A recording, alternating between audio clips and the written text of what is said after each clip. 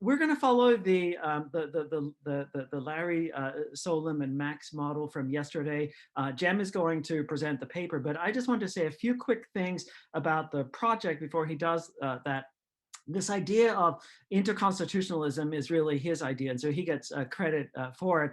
I run a conference series on comparative constitutional history that rotates between Illinois and Bologna, Italy. And at our most recent conference, the theme was uses of history in constitutional adjudication.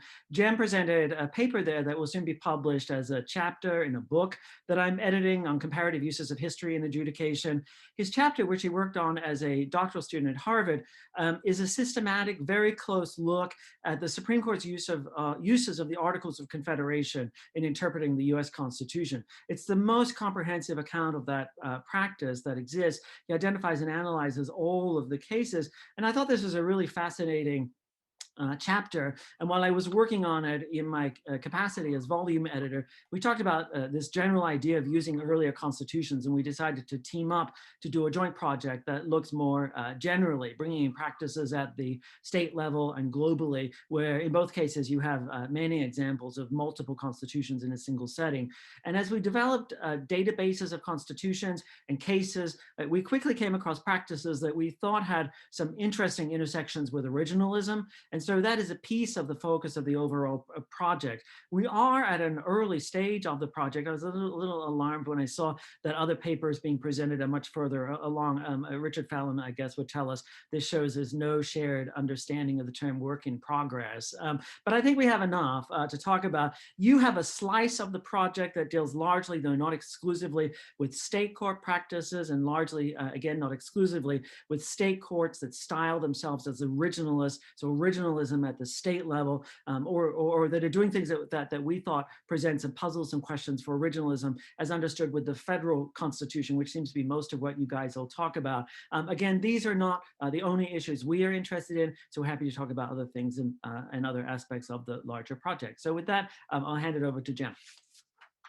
Thank you very much. I'd like to thank the organizers, of course. It's an enormous privilege, and the participants, and of course Jason, who's too generous in his characterization of the project being my product, which we can talk about later. I have disagreements about that characterization, but I'd like to begin by stating or even conceding that the project isn't diverges from the more conventional ways of doing originalist scholarship, if one can identify such conventional ways.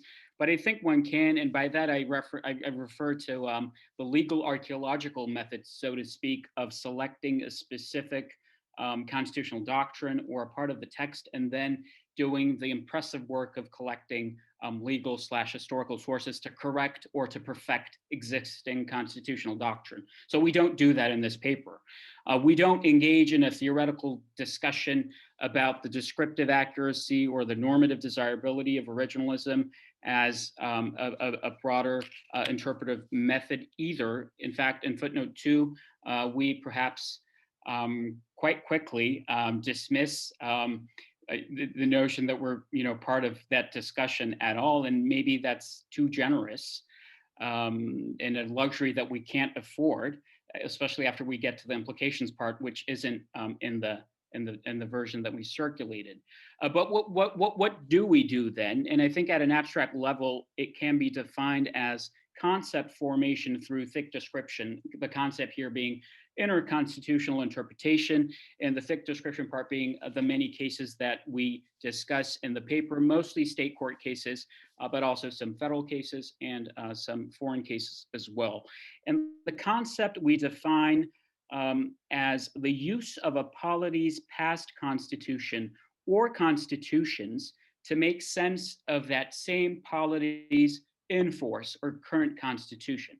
So the use of the 1946 Constitution of France to make sense of the 1958 Constitution of France would be an example, or the use of the Articles of Confederation to make sense of the federal Constitution is an example closer to home. And as Jason said, I am engaged in a different separate project documenting such uses by the Supreme Court until 2019, and we've identified to date 169 cases.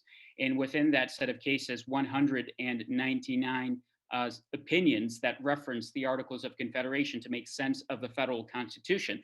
Parking aside the question, of course, whether the Articles should be stylized as a Constitution in the first place.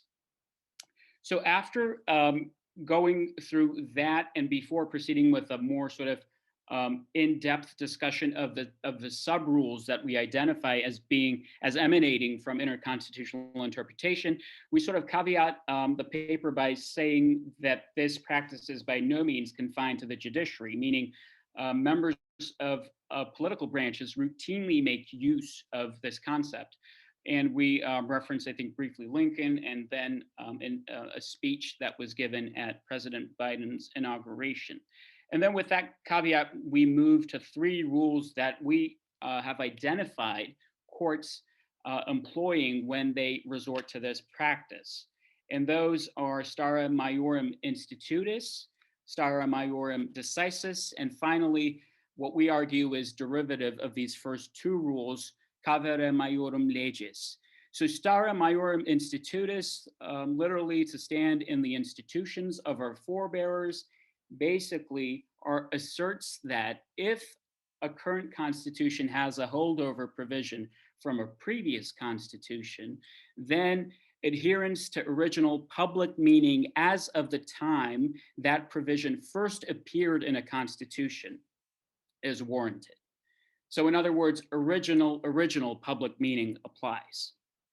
And then we move on to a discussion of stare maiorum decisis, literally stand in the decisions of our forebears, which is somewhat related to the first rule, which asserts that in explicating the original public meaning of a term as of the date it first entered the Constitution, deference ought to be given to constructions imposed on that rule as it first appeared in a constitution by courts or even legislators that have preceded the current constitutional order. In other words, precedents, legislative precedents or judicial precedents from a past constitutional order are then deemed relevant and indeed authoritative material for purposes of disposing of constitutional questions.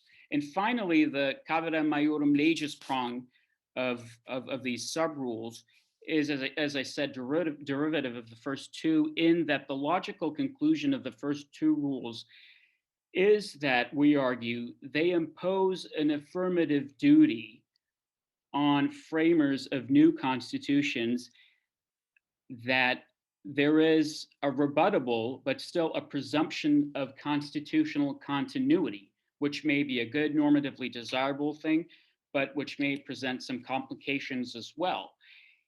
And thus, if framers of new constitutions truly want to make a break with their own constitutional history, they will have to affirmatively repudiate past constitutional meanings, past constitutional decisions, legislative constructions, etc.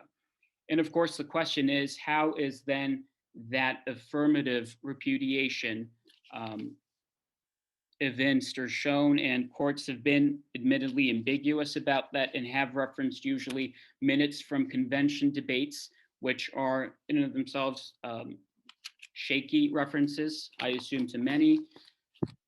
And so the project then concludes tentatively with all these three rules in mind, with the broader implications that we gesture toward, but don't really flesh out, and perhaps we should do that. And those are, what does it really mean to replace a constitution?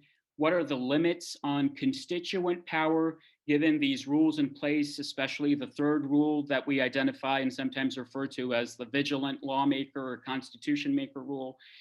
And in general, and perhaps of a special relevance to this audience, what does it mean for originalists that original public meaning as opposed to original public meaning ought to apply in the resolving constitutional disputes? I think with that, I will end my remarks, and we look forward to Professor Balkin's comments and then comments and questions from others. Thank you.